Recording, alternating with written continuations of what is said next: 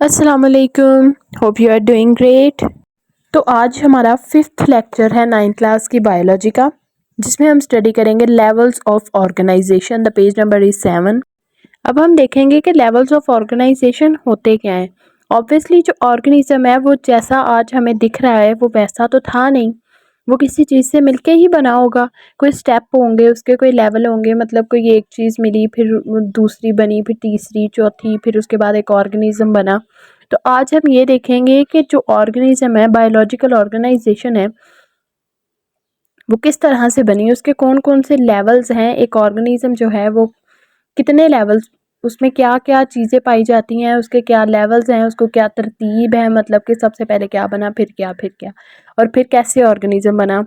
तो आज हम सबसे पहले देखेंगे जो इसका फर्स्ट लेवल है, उसमें है सब एटॉमिक एंड एटॉमिक लेवल। अब इसमें क्या होता है, अब जो मैटर है ना, अब मैटर होता क्या है। मैटर का मतलब होता है कि कोई भी चीज़ जो है ना, जिसका वेट है और जिसने कोई स्पेस ऑक्यूपाई की हुई है, तो वो किससे मिलके बना होता है, एलिमेंट से। मतलब कि मैटर एलिमेंट से मिलके बनता है, और हर एलिमेंट जो है उसमें एक टाइप का एटम होता है। ठीक है, एटम का मतलब होता है जिसको हम फर्दर डिवाइड, फर्दर कट नहीं कर सकते। ठीक है, तो अब एटम्स में ना, एटम किससे मिलके बनता है, जाहिर सी बात है एटम भी किसी चीज से मिलके बना ही होगा।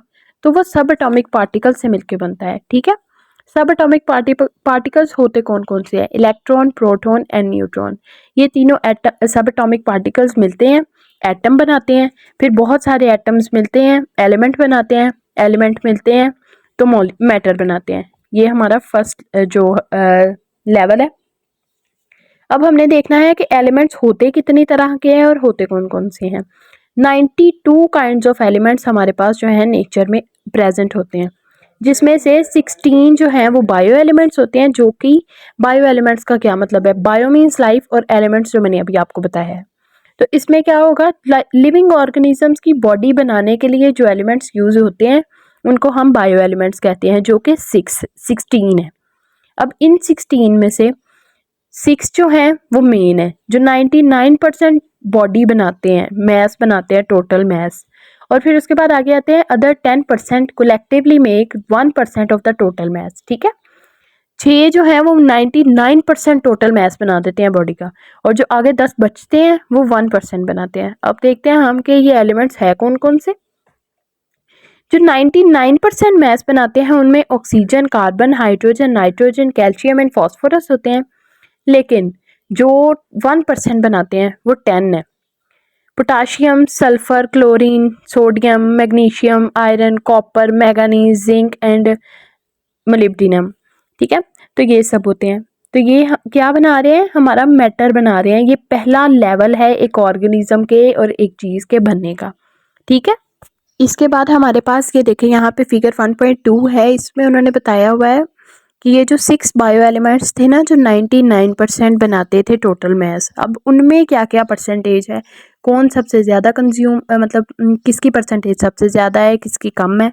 तो ये हम देख लेते हैं। ये जो पिंक वाला है सारा, ये ऑक्सीजन है, मतलब कि हमारी बॉडी में 65% ऑक्सीजन है। उसके बाद कार्बन 18%, हाइड्रोजन 10%, उसके आगे ये जो पिंक है, blue and nitrogen 3%, calcium 2, phosphorus 1, और उसके बाद अदर जो हमने 10 पढ़े थे वो 1%।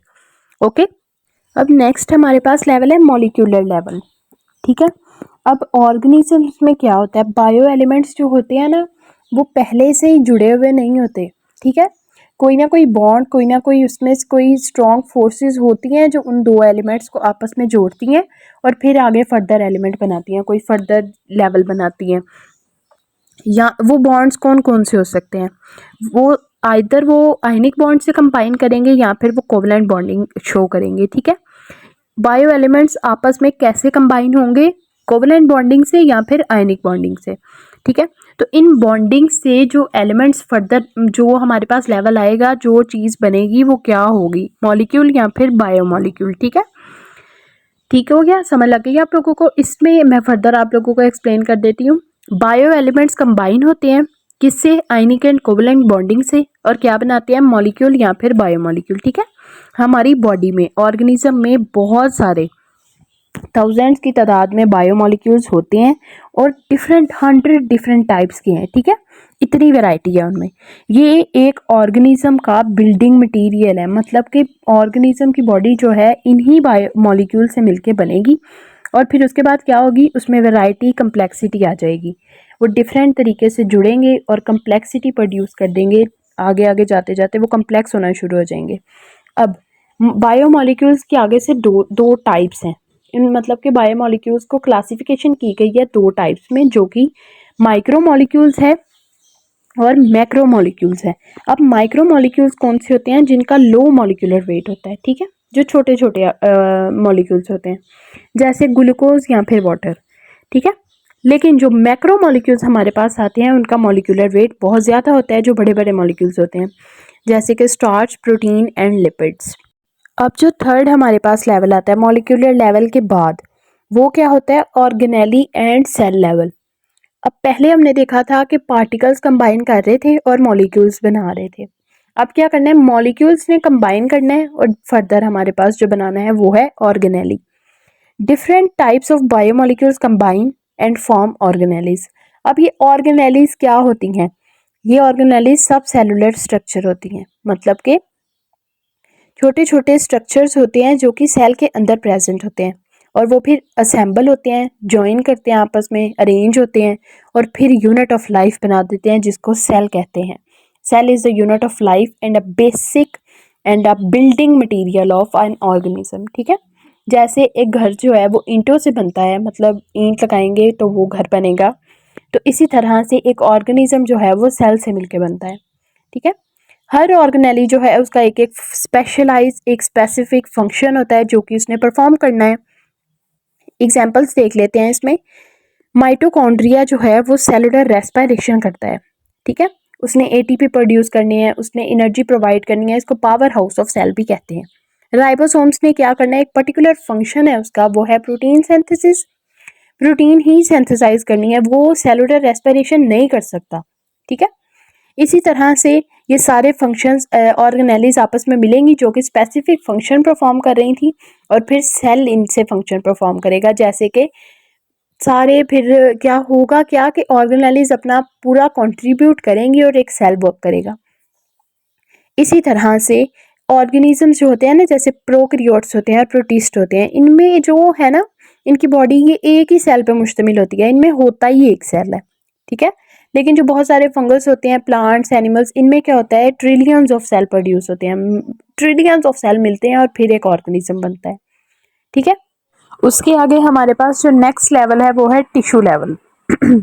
अब इसमें क्या होगा, वो सेल्स जो सिमिलर फंक्शन परफॉर्म कर रहे हैं, वो सेल्स जो एक ही फंक्शन परफॉर्म कर रहे हैं, एक ही तरह का काम कर रहे हैं, उन्हें इकट्ठा किया जाएगा एक ग्रुप में, उन्हें एक ग्रुप की शक्ल दी जाएगी जिसे हम टिश्यूज कहते हैं। इसको हम इस तरह से भी डिफाइन कर सकते हैं कि एक तरह के सेल्स का ग्रुप जो कि एक ही फंक्शन परफॉर्म कर रहे हैं, ठीक है।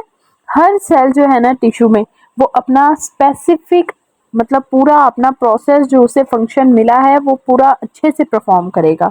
और फिर क्या होगा, उसी के जब सारे सेल्स कोऑर्डिनेशन के साथ काम करेंगे तो फिर एक टिश्यू का फंक्शन बनेगा। प्लांट सेल में बहुत टाइप ऑफ टिश्यूज होते हैं, जैसे आप डर्मल टिश्यूज, ग्राउंड टिश्यूज, और एनिमल सेल्स में भी यहाँ पे लिखे हुए हैं animal tissues, nervous tissues and muscular tissues, ठीक है। उसके आगे हमारे पास आता है organ and organ system level. It is the fifth level of organisation. अब हम देखेंगे सबसे पहले ऑर्गन लेवल, फिर उसके बाद हम करेंगे organ system level. Organ level जो है वो फर्स्ट पैराग्राफ है।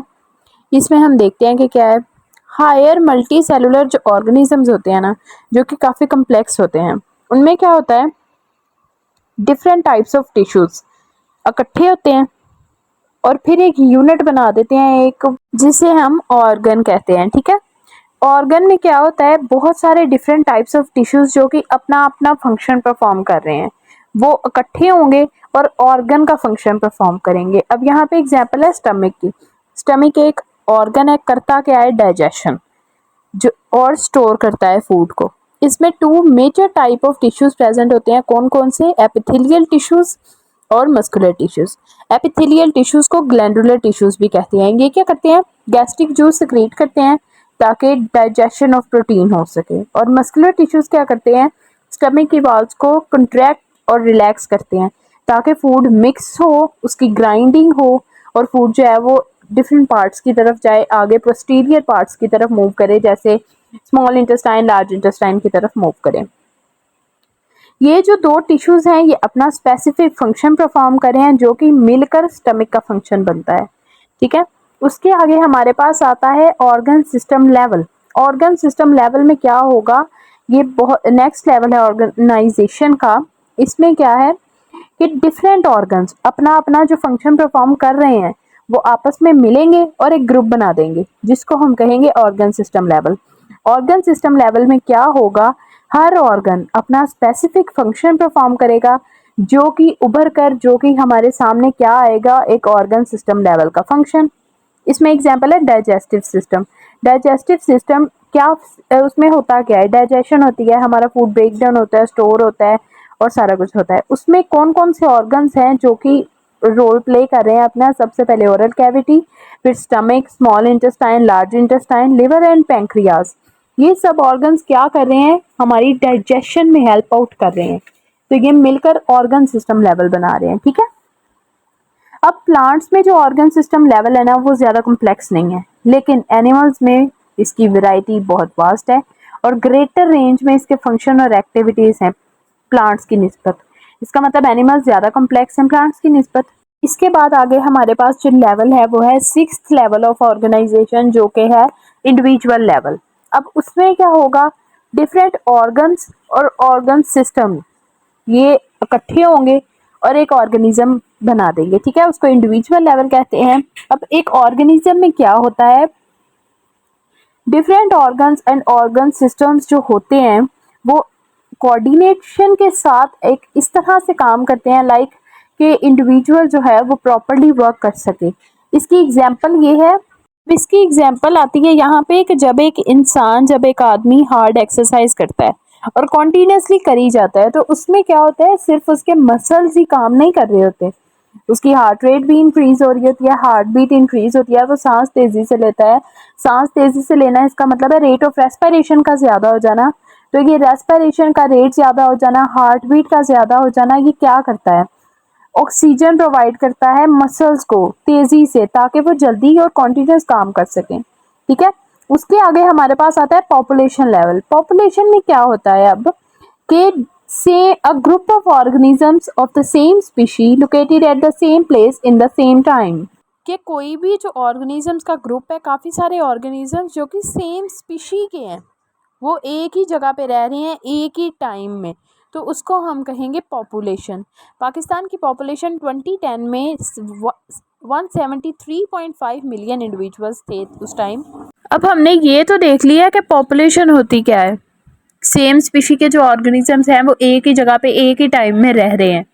जैसे कि कोई भी क्लासरूम है उसमें BSc के फर्ज करे बच्चे बैठे हुए हैं तो वो उसकी पॉपुलेशन है। ठीक है, तो अब हमने देखना है कि स्पीशी क्या होती है। स्पीशी जो है ना वो ऑर्गेनिजम्स का ऐसा ग्रुप होता है जो कि आपस में इंटरब्रीड कर सकते हैं और आगे उनके जो ऑफस्प्रिंग्स होंगे वो भी फर्टाइल होंगे। फर्टाइल का मतलब है कि वो भी आगे से ऑफस्प्रिंग्स प्रोड्यूस कर सकते हैं। ठीक है, अब हमारे पास जो नेक्स्ट लेवल है कम्युनिटी लेवल है वो। अब कम्युनिटी लेवल में क्या होगा, डिफरेंट पॉपुलेशंस जो हैं वो एक ही इन्वायरमेंट में रह रही होंगी। ठीक है, तो उसे हम कम्युनिटी कहेंगे। अब एक फॉरेस्ट है, ठीक है, फॉरेस्ट कम्युनिटी है। फॉरेस्ट कम्युनिटी है तो उसमें क्या है, डिफरेंट प्लांट्स हैं, एनिमल्स हैं, फंजाई है, माइक्रो ऑर्गेनिजम्स हैं और भी बहुत कुछ है जो कि सेम इन्वायरमेंट में रह रहा है। वो इन्वायरमेंट कौन सा है, फॉरेस्ट। तो ये भी एक कम्युनिटी है। अब कम्युनिटी जो है ना उसमें क्या होता है कि ये कलेक्शन ऑफ ऑर्गेनिजम्स होती है, मतलब डिफरेंट टाइप्स ऑफ ऑर्गेनिजम्स आपस में रह रहे होते हैं, उनकी कलेक्शन होती है। तो इसमें क्या होगा कि एक पॉपुलेशन अगर ज़्यादा है तो दूसरी कम होगी। अब उसके आगे हम देखते हैं कि कम्युनिटीज़ जो हैं वो बहुत सारी कम्प्लेक्स भी होती हैं, लेकिन कुछ कम्युनिटीज़ होती हैं बहुत ज़्यादा सिंपल होती हैं। कम्प्लेक्स की एग्जांपल्स में आती है फॉरेस्ट कम्युनिटी, पॉन्ड कम्युनिटी। अब इसमें क्या है, डिफरेंट प्लांट्स हैं, डिफरेंट एनिमल्स हैं और भी फंजाई, माइक्रो ऑर्गेनिजम्स, बहुत सारी स्पीशीज़ हैं जो कि आपस में रह रही हैं। लेकिन जो सिंपल कम्युनिटी है उसमें क्या होगा, एक आधी वैरायटी रह रही होगी, बस कोई एक ऑर्गेनिज्म रह रहा होगा। जैसे कि दरख्त गिर जाते हैं ना फॉलन लॉग, ठीक है।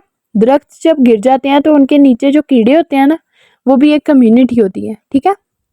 तो वो सिंपल सी कम्युनिटी है, अगर वो दरख्त हम हटा देंगे तो कम्युनिटी डिस्ट्रॉय हो जाएगी, ठीक है। तो ये एक सिंपल कम्युनिटी है। सिंपल कम्युनिटी में क्या होता है कि नंबर ऑफ पॉपुलेशन का जो साइज है ना, नंबर भी और उनका साइज भी बहुत कम होता है, थोड़ा बहुत। उनका हल्का सा चेंज जो है ना उनके इन्वायरमेंट में उनको तबाह कर देता है, ठीक है। पूरा उनको, अब जाहिर सी बात है, एक दरख्त गिरा हुआ है, उसके नीचे जो कीड़े रह रहे हैं, हम दरख्त उठा देंगे तो कीड़े कहाँ जाएंगे? उनका तो हैबिटेट जो है वो डिस्ट्रॉय हो जाएगा ना, उनकी कम्युनिटी खत्म हो जाएगी। अब अगर फर्ज करें वहां पे पानी आ जाता है, पानी उनको फ्लश आउट कर देगा, तो फिर भी वो खत्म हो जाएंगे। अब आगे हमारे पास आता है बायोस्फीयर लेवल। अब ये क्या है? लास्ट लेवल ऑफ ऑर्गेनाइजेशन है। अर्थ का वो पार्ट जहाँ पे ऑर्गेनिजम्स रहते हैं, उनका हैबिटेट है। कोई भी कम्युनिटी, कोई ऑर्गेनिज्म, कुछ भी है, मतलब जहाँ पे ऑर्गेनिज्म रह रहे हैं, तो उसको हम बायोस्फीयर कहते हैं। इसमें हर किस्म का इकोसिस्टम आ जाता है। अब इकोसिस्टम क्या होता है? इकोसिस्टम वो होता है जिसमें लिविंग ऑर्गेनिजम्स जो है ना, वो नॉन लिविंग ऑर्गेनिजम्स के साथ इंटरेक्ट करते हैं और अपनी लाइफ स्पेंड करते हैं, ठीक है। डिफरेंट टाइप ऑफ इकोसिस्टम मिलते हैं और बायोस्फीयर बन जाता है। बायोस्फीयर हमारी अर्थ को कहते हैं, ठीक है। इसको हम zone of life on earth भी कहते हैं, कि जहाँ इंसान रह सकता है। इसी के साथ आज का हमारा जो टॉपिक है वो कंप्लीट हो चुका है, लेक्चर कंप्लीट हो चुका है। होपफुली आप लोगों को समझ आ गई होगी। अब मिलेंगे हम नेक्स्ट लेक्चर में, जिसमें आप लोगों को कुछ और सिखाया जाएगा। तब तक के लिए अल्लाह हाफिज़।